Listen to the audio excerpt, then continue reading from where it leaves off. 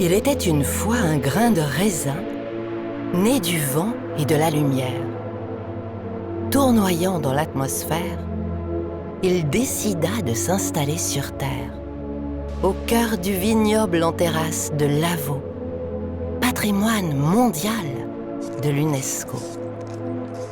C'est dans la vigne de Laurent Berthet qu'il élut domicile.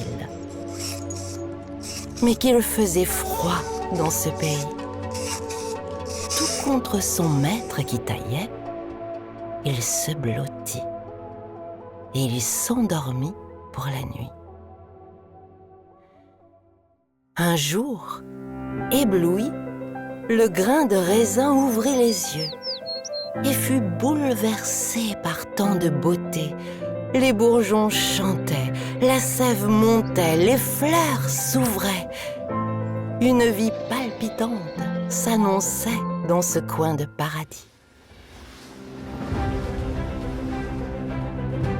Il flânait, mangeait et buvait, tandis que son nouveau maître bichonnait son logis. Il savourait son bonheur. Il manquait juste la plus belle fleur. Le temps s'écoulait. Où était-elle?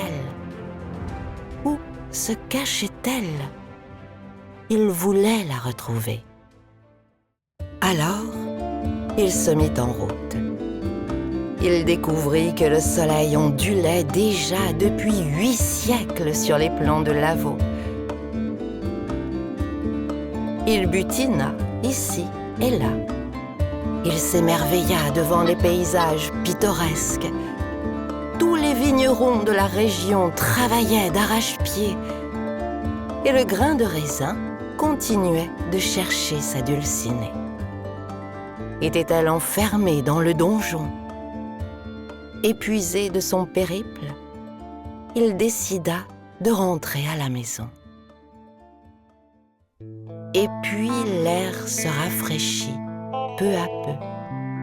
Le grain de raisin eut un mauvais pressentiment. Sa chaume fut envahie de gens qu'il n'avait jamais vus.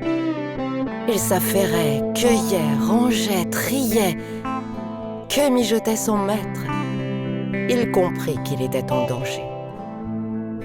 Il se battit, tel le héros de légendes lointaines. Pourquoi son maître s'acharnait-il ainsi? Ses compagnons d'infortune lui racontèrent que c'était la tradition. Alors il s'échappa et se réfugia sous un plant de vigne. Quand la nuit fut noire, il entendit un bruit. Tétanisé, il cessa de respirer. Mais... oh! Il vibra de tout son être au contact de sa bien-aimée. Et, né du vent et de la lumière, il se métamorphosa en grain d'amour. Tout naturellement, l'élixir célébra les retrouvailles et scella son destin de vin.